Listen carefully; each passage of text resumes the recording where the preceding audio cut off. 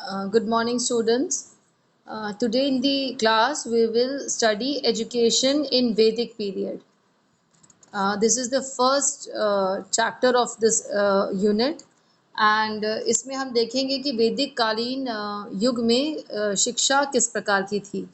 इस पेपर में आप ये देखेंगे कि जो शुरुआती दौर रहा शिक्षा का, जो शुरुआती समय रहा है हमारे भारत में शिक्षा का, वहाँ से लेके शिक्षा किस प्रकार कितनी बार मॉडिफाई हुई है, रीफ्रेम फ्रेम कितनी बार स्ट्रक्चर बदले हैं और आज वर्तमान स्थिति शिक्षा की क्या है।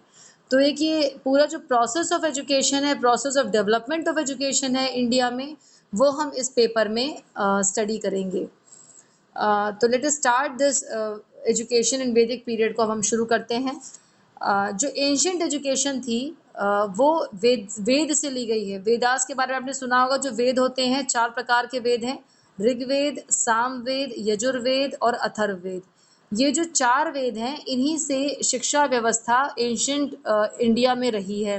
एंशियंट इंडिया में जो जीवन शैली थी, जो विचारधारा थी, जो कल्चर था, वो सब कुछ वेदों से काफ़ी प्रभावित रहा है और शिक्षा व्यवस्था भी प्रभावित रही है। वर्तमान समय में हम कोशिश ये करते हैं कि अब इस समय जो शिक्षा व्यवस्था बन रही है, न्यू एजुकेशन पॉलिसी जो आई है उसके बाद, कि हम जो अच्छी चीज़ें रही हैं, जो पॉजिटिव पॉइंट्स रहे हैं उस समय, जो वेदों से लिए गए थे और उनको छोड़ के जिस तरह से प्रॉब्लम्स आई हैं हमारे शिक्षा व्यवस्था में, उसको छोड़ने की वजह से, तो उसको दूर करने के लिए ज़रूरी है कि हम उन पॉजिटिव पॉइंट्स को दोबारा से अपने एजुकेशन सिस्टम में लेकर आएँ। तो ये इन 4 वेदों से जब ये शिक्षा व्यवस्था रही और जो भी जीवन शैली भी जो प्रभावित रही, इनसे जो चीज़ें अच्छी निकल सकती हैं वो आज के वर्तमान युग में भी कोशिश की जा रही है लेने की। लेकिन पुरानी जो शिक्षा व्यवस्था थी वो पूरी तरह से इन 4 वेदों पे रही थी, डिपेंडेंट रही थी। अगर हम ये देखें कि ये वेद कब आए या कब इनका राइज हुआ और कैसे ये वेदों पे सब चीज़ें आधारित हो गई थी पुराने समय में, तो इस पे काफ़ी डिस्कशंस हुए हैं, काफ़ी स्कॉलर्स ने, काफ़ी एजुकेशनिस्ट ने बहुत सारी बातें करी हैं। हमारा जो फोकस है वो ये जानना है कि जो भी पुरानी व्यवस्था थी शिक्षा की, उसमें ये किस तरह से उसका करिकुलम था, किस तरह से उसके एम्स डिज़ाइन हुए थे वैदिक पीरियड में, वो हम जानेंगे। किस तरह से मेथड्स ऑफ टीचिंग रहे हैं उस समय के, उस युग के, वो भी जानेंगे। किस तरह से टीचर प्यूपल रिलेशनशिप रहा है, ये सारी चीज़ें हम अपने इस वैदिक कालीन, वैदिक युग में जो एजुकेशन रही है उसमें हम ये समझेंगे। जो टाइप ऑफ एजुकेशन रही पहले, वो आध्यात्मिक भी थी और वर्ल्डली भी थी। दोनों तरह की एजुकेशन वैदिक कालीन शिक्षा व्यवस्था में देखी गई है। दोनों पार्ट्स में शिक्षा को विभाजित किया गया था। एक वर्ल्डली थी और एक आध्यात्मिक थी। आध्यात्मिक शिक्षा के थ्रू मोक्ष की प्राप्ति करने के उद्देश्य से उस शिक्षा को दिया जाता था, और वर्ल्डली एजुकेशन के भी अपने कुछ फ़ायदे थे, वो भी चलती थी, वो भी देखी जाती थी उस समय। तो इन दोनों को किस तरह से क्या एम्स रखे गए थे, किस तरह से शिक्षा व्यवस्था उस समय थी, उसके क्या एम थे, उसको हम इस क्लास में फोकस करेंगे आज की कक्षा में। एम्स ऑफ एजुकेशन क्या थे वैदिक पीरियड में? आप लोग जब किताबें पढ़ेंगे और भी विभिन्न बुक्स देखेंगे या नेट पे देखेंगे, जो रिलायबल साइट्स हैं, वहाँ पे आपको बहुत से एम्स मिलेंगे। जो आज हम एम्स कवर कर रहे हैं, वो सारे एम्स जब आप पढ़ेंगे, जानेंगे, तो आपको ये समझ में आएगा कि जो आप और भी जो बुक्स पढ़ेंगे और भी जो एम्स देखेंगे कई जगह पे पढ़ेंगे, वो सारे एम्स इन्हीं सारे एम्स के सराउंडिंग हैं। तो आप ज़्यादा बेटर समझ पाएंगे। पहले एम पे आते हैं। जो पहला एम है वो है inculcation of a spirit of righteousness. देखिए, जो पुराना समय था उसमें जो लाइफ ऑफ मैन थी वो बहुत सिंपल थी, बहुत पायस थी।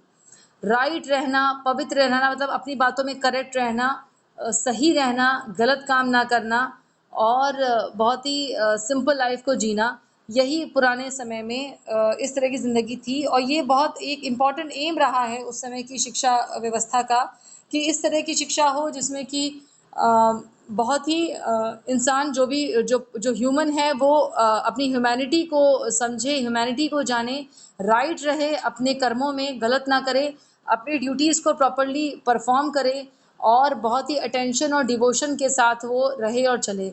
तो ये इस तरह की शिक्षा व्यवस्था भी थी, इस तरह की जो शिक्षा दी जाती थी, जो आश्रम में रह के जो शिष्य शिक्षा ग्रहण करते थे अपने गुरु के माध्यम से, वो भी इसी तरह की शिक्षा लेते थे जहाँ पे वो सिंपल लाइफ जीते थे और अपनी ड्यूटीज़ को परफॉर्म करते थे। एक मॉरल स्टैंडर्ड उनके सामने सेट होता था, उस मॉरल स्टैंडर्ड को फॉलो करते हुए वो शिक्षा लेते थे। जो गुरु होता था वो उसका जो नेचर, जो बिहेवियर होता था, वो उसका जो कैरेक्टर होता था, उसको देख के ही जो छात्र होते थे वो सीख लेते थे। तो जब वो गुरुकुल सिस्टम में जब शिष्य गुरु के साथ रहते थे, तो वो जिस तरह से अपनी ड्यूटीज़ को परफॉर्म करते थे अपने गुरु के साथ रह के, उनकी बात को फॉलो करते हुए, फिर चाहे वो रिलीजियस होकर करते हों, उनके मॉरल्स को फॉलो करते हो रिलीजन के, या जो अगर रिलीजन की बात कर रहे हैं तो रिलीजन में तो ये चीज़ आती है कि बहुत राइट रहना है। खैर ये तो सभी रिलीजन सिखाती हैं कि आपको राइट रहना है, लेकिन उस समय वैदिक कालीन एजुकेशन जब सिस्टम था तो उस समय जो रिलीजन फॉलो होती थी उसमें भी जो मॉरल स्टैंडर्ड सेट होते थे उसके हिसाब से गुरु खुद को भी अपने कल्चर को डेवलप करता था, और उसके क्लोज कांटेक्ट में जो लोग रहते थे, जो शिष्य रहते थे, वो भी ऐसे योगीज और सेंट्स को देख के, साधु की तरह जो लोग रहते थे जो गुरु के फॉर्म में उनके सामने, उनको देख के वो उनसे सीखते थे और एक आइडियल बिहेवियर को कॉपी करते थे, कोशिश करते थे कॉपी करने की। जो एजुकेशनल इंस्टीट्यूशंस का जो एटमॉस्फेयर भी था उस समय, वो ऐसी ही फीलिंग्स के साथ रहता था। यानी कि जब आप उस सिस्टम में हो, उस एटमॉस्फेयर में हो, ऐसे गुरु के साथ हो और ऐसा सिस्टम फॉलो कर रहे हो आप मॉर्निंग टू नाइट, जब आप एक पर्टिकुलर एज में बच्चा आ जाता था और कई वर्ष तक वो गुरु के साथ उस आश्रम में रह के सीखता था, समझता था चीज़ों को और एक्टिविटीज़ करता था, जो गुरु उनको उसको बताता था, चाहे वो मेंटल एक्टिविटीज़ हो चाहे फिजिकल एक्टिविटीज़ हो, उनको करते हुए वो जिस तरह से अपने नेचर को ढाल पाता था, अपने कैरेक्टर को फ्रेम कर पाता था अपने गुरु को देखते हुए। जिन चीज़ों की हम बात करते हैं आज के समय में कि हमें ऐसा मॉरल स्टैंडर्ड फॉलो करना चाहिए, ऐसी मॉरल वैल्यूज़ को बनाना चाहिए, देखना चाहिए, वो उस समय गुरुकुल व्यवस्था में अपने गुरु के साथ रहते हुए छात्र वैसे ही इम्बाइब कर लेते थे। तो ये उस समय का बहुत पॉजिटिव पॉइंट है कि हम inculcation of a spirit of righteousness, सही रहना, पवित्र रहना, सही काम करना, अच्छी सोच के साथ रहना, इस तरह की जो मॉरल वैल्यूज़ हैं उनको शिष्य सीख लेता था। और ये एक बहुत इम्पॉर्टेंट एम रहा है वैदिक कालीन एजुकेशन सिस्टम का, कि जहाँ पे इस तरह के एम को रखते हुए शिक्षा व्यवस्था को बढ़ावा दिया गया था।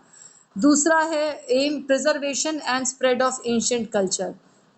जो एंशिएंट इंडियन कल्चर रहा है वो वैदिक कालीन युग में शिक्षा व्यवस्था के थ्रू उसको प्रिजर्व भी किया गया है, मतलब संरक्षित भी किया गया है और ट्रांसमिट भी किया गया है, अपने शिष्यों में बढ़ाया भी गया है।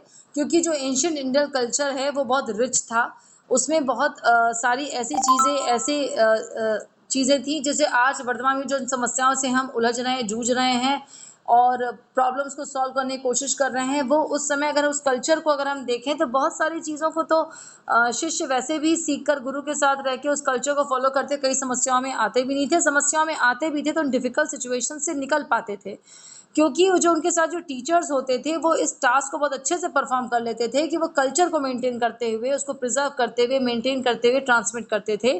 और उनका बहुत कंट्रीब्यूशन रहा है ऐसे टीचर्स का जो कि बहुत प्रेज वर्दी है, बहुत प्रशंसनीय है कि इस तरह का उन्होंने रखा ऐसा माहौल, ऐसा एटमॉस्फेयर जहाँ पे शिष्य बहुत अच्छे से बहुत ढंग से उस कल्चर को इम्बाइब कर पाते थे और वो कंटिन्यूअस अपने कार्य को करते भी रहते थे, अपने पूरे दिनचर्या को फॉलो करते हुए। कहीं से भी ऐसा नहीं लगता था कि अलग से उनको कोई चीज़ सिखाई जा रही है, बताई जा रही है। वो उसी दैनिक दिनचर्या में जिसमें पढ़ने के साथ-साथ और भी आश्रम के दैनिक एक्टिविटीज़ वाले कार्य थे, उनको करते हुए उस कल्चर को, उन वैल्यूज़ को वैसे ही वो सीख लेते थे और ये उनकी फ्यूचर लाइफ को भी बहुत हेल्प करता था इस तरह का कल्चर इम्बाइब करना, क्योंकि डिफ़िकल्ट सिचुएशंस में जब वो आते थे तो फिर वो अपने आप को मेंटेन करते हुए ऐसी इस तरह की कल्चर को मेंटेन करते हुए इन सिचुएशंस में करेक्ट डिसीजन ले पाते थे। तो ये बहुत प्रेज़वर्दी है उस समय के जो सिस्टम को देखा जाए एजुकेशन के, कि इस तरह की शिक्षा को बढ़ावा दिया गया था। तीसरा जो एम आज हम कवर करेंगे इस क्लास में वो है डेवलपमेंट ऑफ पर्सनालिटी, व्यक्तित्व का विकास।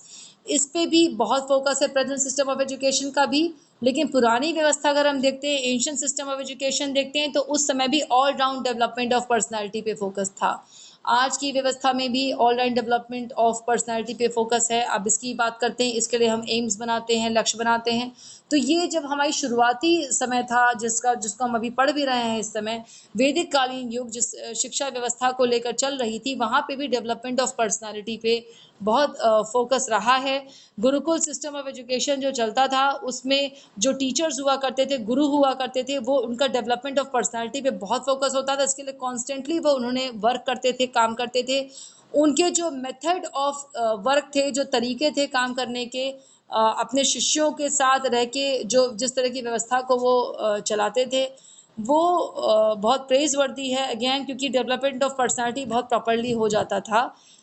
Students self respect, self realisation, self confidence, इन सबको भी सीखते थे। उनके सामने ऐसी स्थितियाँ रखी जाती थी, ऐसे डिस्कशंस होते थे, डिबेट्स होते थे, सेमिनार्स भी होते थे, टॉक्स होती थी, जिसको आज हम बात करते हैं वो सब उस समय भी था। उस समय की गुरुकुल सिस्टम ऑफ एजुकेशन में भी वो सब था, जहाँ पे गुरु जब आप अपने शिष्यों के साथ कई वर्षों तक रह रहा है आश्रम के में, और अपने शिष्यों को वो सारी जीवन शैली सिखा रहा है, तो उसको कई बार समय मिलता था अपने शिष्यों के साथ कि वो उनको समय समय पर ज्ञान देता रहे, समय समय पर डिस्कशन करता रहे, उनकी जो जिज्ञासाएं हैं उनको भी सॉल्व करता रहे। तो जो ज्ञान पाने का, ज्ञान अर्जन करने का जो तरीका गुरुकुल सिस्टम ऑफ एजुकेशन में था, उसमें development of personality automatically imbibe था उस एम में। और वो छात्र सीख भी लेते, चाहे वो भिक्षा लेने जाते हों गांव में, फिर आके वो गुरुकुल में मदद करते हों गुरु माता की खाना बनाने में, या वो आश्रम की व्यवस्था देखने में, साफ सफाई में, इन सब में भी जब ये जो शिष्य होते थे, ये कार्य करते थे जब, तो ये सारी चीज़ें वो बहुत प्रॉपरली सीख पाते थे। तो ये डेवलपमेंट ऑफ पर्सनालिटी जो एक बहुत इम्पॉर्टेंट एम है, ये भी उस समय कवर होता था। और बौद्धिक विकास, शारीरिक विकास, इमोशनल उनका डेवलपमेंट, ये सारी चीज़ें गुरुकुल व्यवस्था में भी प्रॉपरली थी।